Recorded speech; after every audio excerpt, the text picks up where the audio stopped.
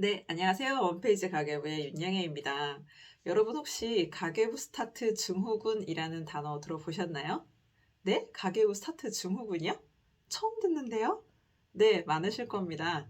바로 제가 만든 단어예요. 가계부 스타트 증후군. 자, 가계부를 스타트했는데 무슨 증후군이 있나요? 궁금하시죠? 제가 다년간 이 가계부와 관련된 개인의 금융교육을 하다가 깨달은 게 좀 있습니다. 왜 사람들은 가계부를 쓰기 시작하면 2주, 3주를 못 넘기는 걸까? 일주일은 어떻게 쓰는데 2주 차부터 흐트러지기 시작해서 3주 차쯤 거의 흐지부지. 네, 4주 차에는 손을 놓게 되는. 그래서 한 달도 채 못 견디시더라고요. 그래서 왜 그러지? 왜 그러지? 곰곰이 생각을 하다가 이제 그때부터 좀 본격적으로 연구를 해보기 시작했거든요. 그랬더니 바로 이 증상이 가계부 스타트 증후군이었어요. 이게 무슨 얘기냐면 사람들은 다들 가계부를 쓰다 말다를 계속해서 반복하면서 무슨 생각을 하냐면 내가 이번엔 열심히 쓸 수 있을까? 매년 그렇게 쓰다 말다 실패했는데 이번에도 그런 거 아니야? 이런 고민을 계속해서 반복을 하는데 그래도 왠지 연말연초가 되면 올해는 잘 살아보고 싶잖아요. 그러니까 또 가계부를 사게 돼요. 내가 이걸 잘 쓰지 못할 거라는 그런 걸 은근히 걱정을 하면서도 또 사게 돼요. 그래서 그걸 매년 반복을 하게 되는데 이 사람이 사놓고 한 달을 못 버티는 이유 그건 뭐냐면 내 의지가 약해서라거나 내가 열정이 없거나 아니면은 정말 돈 관리에 대한 그런 거에 필요성을 너무 못 느껴서이거나 꼼꼼하지 못하거나 그런 게 아니에요. 가계부를 쓰기 시작했는데 마음 같아선 되게 잘 쓰고 싶잖아요. 지출 통제도 잘하고 싶고 이걸 썼기 때문에 지출이 되게 줄었어야 돼요. 그렇잖아요. 우린 그런 걸 바라고 가계부를 쓰니까. 근데 쓰다 보니 가계부 안에는 어떤 내가 보이냐?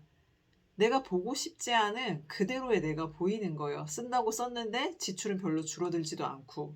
그리고 잘해 보려고 쓴 건데 예전이랑 달라지지 않은 나를 계속해서 이렇게 들여다보고 있는 건 굉장히 고통스럽거든요. 현실의 나를 직면하기 싫은 거예요. 잘해 보고자 했지만 현재 나는 그대로 예전 그대로 살고 있는 걸 내 눈으로 보고 직시하는 게 마음이 편하지가 않은 거죠. 그래서 자꾸 회피하고 싶은 거예요. 일주일은 어떻게 썼는데 2주일 차 되니 바쁘기도 하고 매일 쓰는 게 익숙하지도 않은데 써보니 딱히 달라지는 것도 없고 그래서 이런 마음이 들기 시작하면서 가계부를 결국에 놓게 되는 게 바로 가계부 스타트 증후군이에요. 그러면 이 증후군은 왜 생기느냐?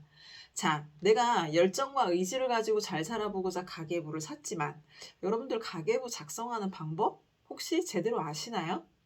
가계부 작성법을 모르는 상태에서는요, 아무리 가계부에 도전한다고 해도 2, 3주 못 넘기십니다. 이게 생각처럼 단순한 게 아니거든요. 개인의 재무 관리라는 게. 그리고 재무 관리에서도 그 중에 일부분이 그 지출 관리하는 거, 변동 지출 쓰는 거, 그게 그냥 말 그대로 그냥 시중에서 평이하게 보는 그런 가계부를 그냥 갖고 와서 바로 쓰시잖아요. 그렇게 쓰면 사실상 오래 못 가세요. 이건 작성법은 굉장히 중요한 부분이고 배우지 않으면 길게 쓰기 되게 힘든 부분입니다. 그렇기 때문에 나는 제대로 된 작성법도 모르는데 그냥 용돈기 입장 비슷하게 쓰면 되는 게 가계부니까 그렇게 쓰면 되겠지. 이런 그냥 막연한 믿음에 쓰게 되는 거거든요. 근데 그렇게 쓰면 지출의 통제나 소비 패턴의 개선 이런 거 다 안 되시거든요. 그래서 작성법을 분명히 배운 다음에 써야만 이 가계부에서 내가 보고 싶은 나를 볼 수 있어요. 개선되어 가는 나, 지출 통제를 해 가는 나. 그렇기 때문에 내가 이게 하다 힘에 부친다. 써도 답답하다. 가계부 썼는데 나는 왜 결산을 못 내지? 가계부 피드백은 어떻게 하는 거지? 이러다가 또 그만두게 되거든요. 열심히 쓴다고 쓰시는 분들도 기록을 꽤 잘한다고 하시는 분들도 이게 다 이유는 똑같아요. 제대로 된 가계부의 작성법, 결산을 하는 방법, 피드백을 하는 방법 등등을 다 모르는 상태에서 시작을 하셨기 때문에 기록은 한글을 알고 숫자를 아니까 그냥 쓰면 돼요. 근데 그렇게 쓰는 건 그냥 메모의 리스트업 수준밖에 안 되거든요. 어떤 기준과 근거에 의해서 이거를 체계적으로 기록해 나가지 않으면 그게 데이터로서의 역할을 할 수가 없습니다. 그렇기 때문에 메모 리스트업만 해 나가다가 그거를 어떤 나한테 일정한 의미의 데이터를 줄 수 있는 가계부로서 보고자 하면 안 되는 거죠. 그러다 보니 답답하고 하기 싫어지고 그렇기 때문에 가계부에 여태까지 계속해서 반복했지만 실패하셨던 분들이나 아니면 새롭게 입문하시는 분들이나 모르는 상태에서 쓰기 시작하면 당연히 위기가 온다. 그 위기가 보통 한 달 이내에 다 온다. 그래서 내가 열심히 해보려다가 한 달 이내에 하기 싫어지는 마음이 올라오면 아, 내가 이게 가계부 스타트 증후군이구나. 제대로 알고 써야 되겠구나. 라고 인지를 해주시면 되세요. 우리나라 사람들이 가계부를 못 쓰는 이유는 배워본 적이 없기 때문이에요.